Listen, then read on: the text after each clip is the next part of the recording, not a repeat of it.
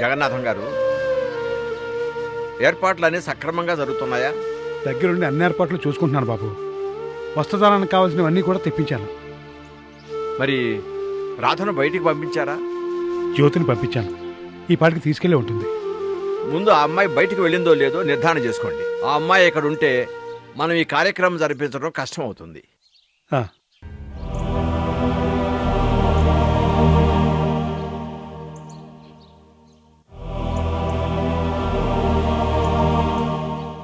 ఏంటి ఇక్కడే ఆగిపోయా?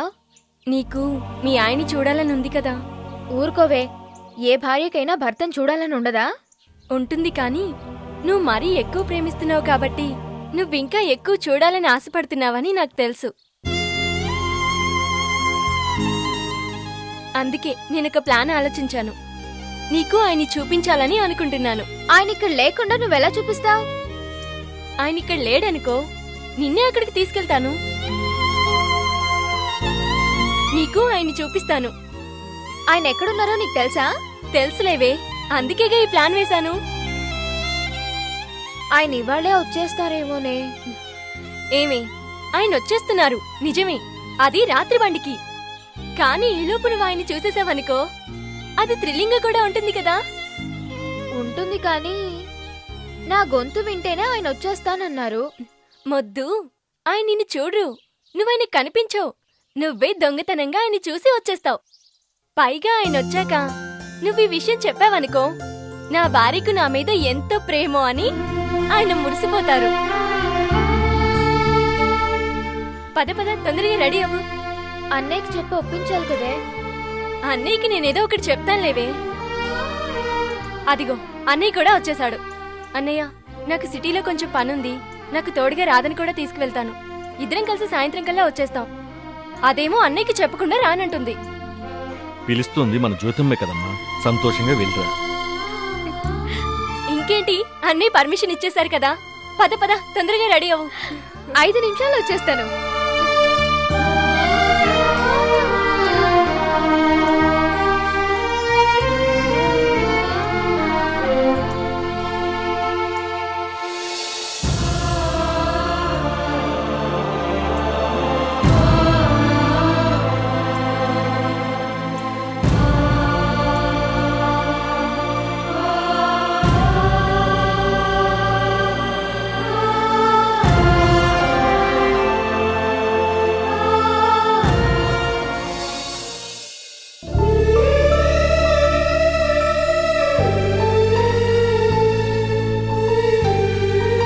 ఏంటి, ఏదో ఆలోచిస్తున్నట్టున్నా?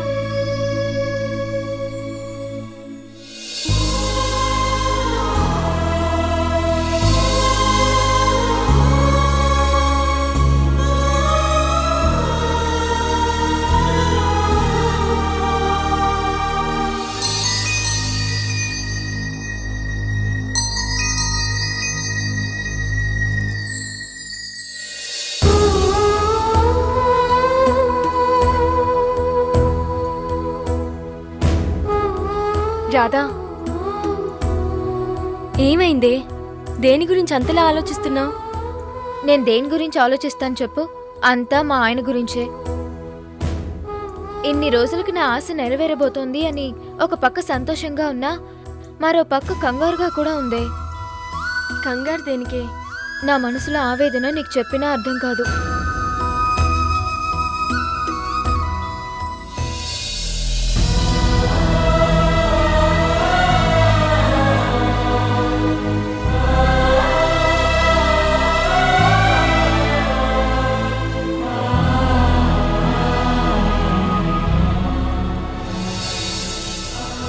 కొన్ని మాటల్లో చెప్పలేవే, అవి అనుభవిస్తేనే అర్థం అవుతాయి. ఏమైంది అంత పెద్ద పెద్ద మాటలు మాట్లాడుతున్నావు? అది సరేగా జ్యోతి, నాకు చిన్న సహాయం చేస్తావా? సహాయమా? ఏంటది? నేను ఆయన్ని చూస్తాను కదా, నేను అదుపులో ఉండాలనుకున్నా నా మనసు అదుపులో ఉండేలా లేదు. ఆ సంతోషంలో వెళ్ళి పలకరించినా పలకరించేస్తాను. అలా జరిగిందంటే ఆయన కూడా అక్కడ ఉండలేరు, నాతోనే వచ్చేస్తానంటారు. అమ్మో, అది మాత్రం జరగకూడదు. అప్పుడు ఎలాగైనా నువ్వే నన్ను ఆపాలి. అలా ఏం జరగదులేవే. రా, ట్రైన్కి టైం అవుతుంది.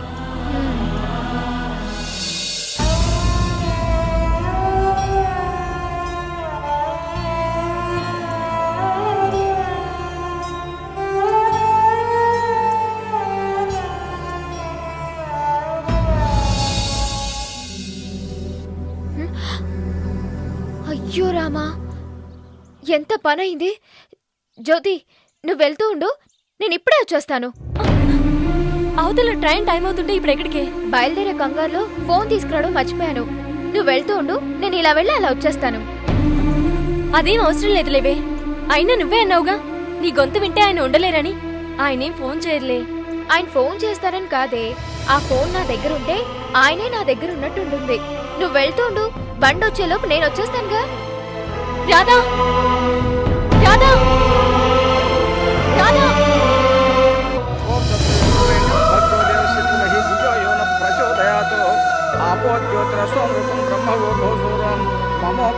అయ్యా, శాస్త్ర ప్రకారం భార్యచే చేయించాల్సిన కొన్ని కార్యక్రమాలున్నాయి. అవేం జరిపించడం లేదు. దీని వలన ఆమెకు ఏ కీడు రాకుండా కొన్ని పూజలు చేయించాలి. రాధ ఎడిదిరిగి మనశ్శాంతిగా ఉండలేడు. కనీసం ఏ దోషం లేకుండా బ్రతకడానికి ఏం చేయాలో అవన్నీ చేయించండి.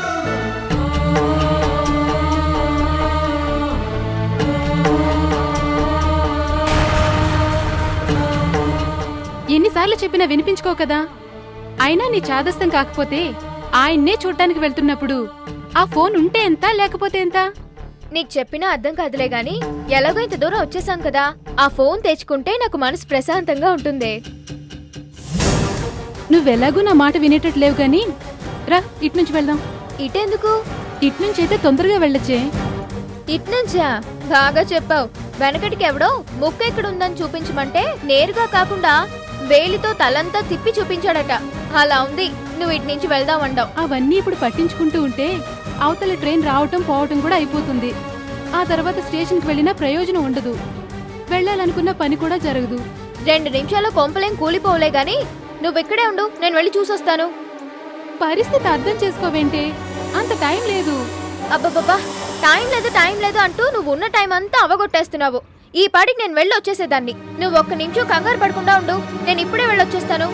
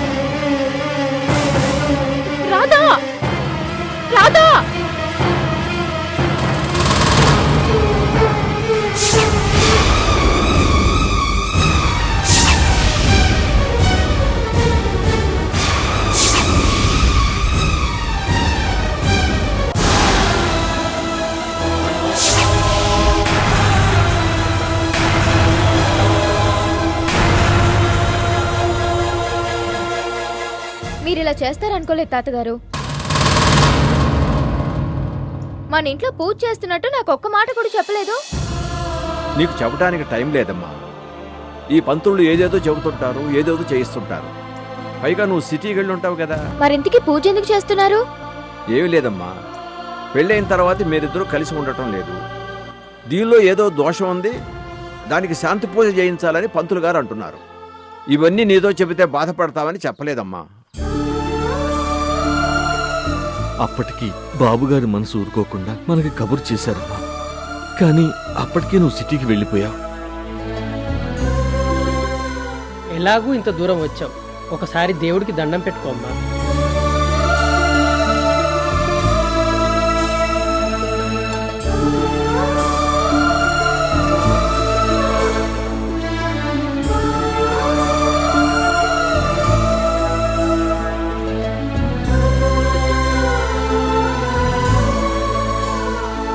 అమ్మా రాధా, దండం పెట్టుకున్నావు కదా, ఇలాంటి దోష నివారణ పూజలు చేసినప్పుడు కొత్తగా పెళ్ళైన వాళ్ళు ఉండకూడదమ్మా. సరే పంతులు గారు, పదవే మనం టౌన్కి వెళ్దాం. ఇప్పుడు వద్దులేవే, నాకు కొంచెం తలనొప్పిగా ఉంది. పద, ఇంటికి వెళ్దాం. మరి మా ఆయన దగ్గర తీసుకెళ్తానన్నా? నాకు ఒంట్లో బాలేదంటే నువ్వు అర్థం చేసుకోవే. ముందు నువ్వు రావే, చెప్తాను.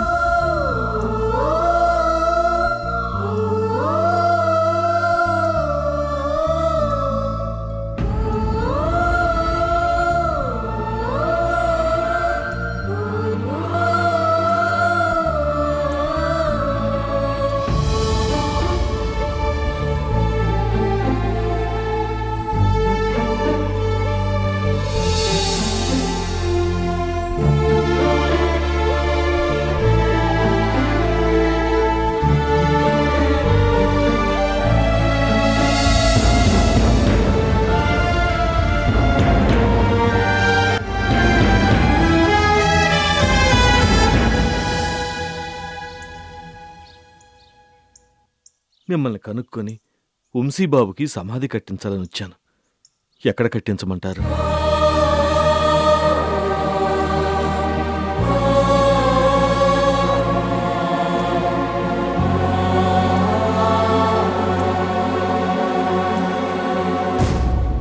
మీ ఇంటి పక్కనే, మీ అమ్మ సమాధి పక్కనే కట్టించండి. బాబుగారు, అక్కడ? అవును సత్యం.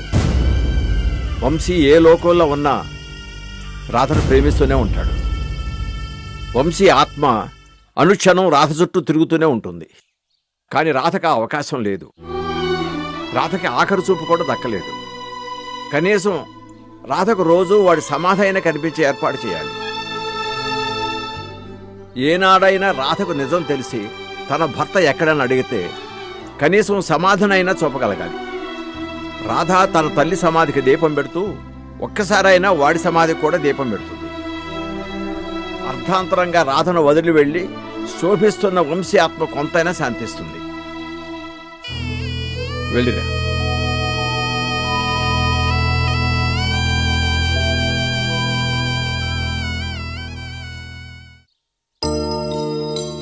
రైలుకి టైం అవుతుంది, రండమ్మా రండి.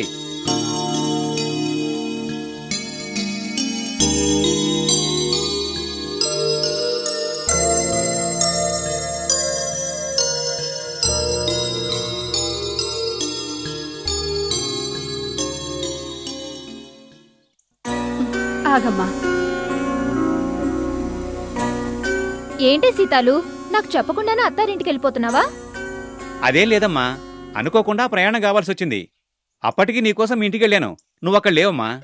అవును బాబాయ్, నేను సర్పంచ్ బాబాయ్ దగ్గరికి వెళ్ళాను. ఎలాగైతేనే మొత్తానికి సీతాలు వెళ్లే సమయానికి నేను వచ్చేసానుగా. ఇది ఊరెళ్ళేటప్పుడు నేను ఎదురొస్తే మంచిదని మీరే చెప్పారుగా. రండి.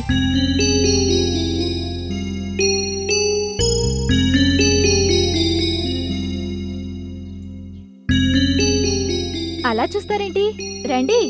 అమ్మా రాధా, నువ్వు ఆగవే.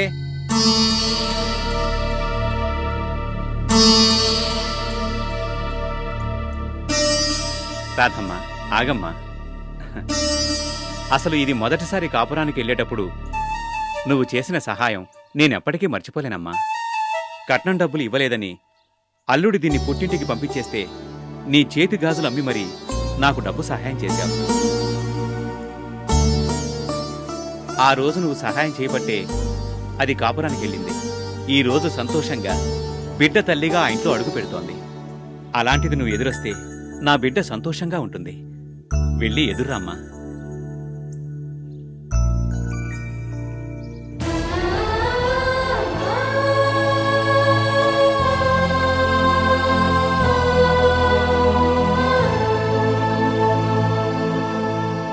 నీకసలు బుద్ధుందా?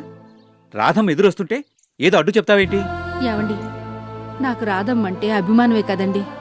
కాకపోతే శుభవ అంటూ బిడ్డ కాపురానికి వెళ్తుంటే ఒక విధవరాలు. ఎవరే విధవరాలు? స్వచ్ఛమైన మనసుతో ఎదురు రావాలే గాని విధవరాలైతే అంతా మంచే జరుగుతుంది. ఇంకెప్పుడు రాధమ్మ గురించి అలా ఆలోచించకు. నువ్వురామ్మా. తాతయ్య గారు,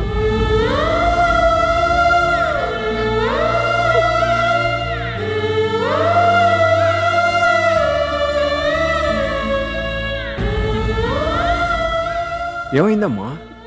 ఆ కన్నీళ్ళేమిటి? తాతయ్య గారు, ఆయనతో నేను వెంటనే మాట్లాడాలి.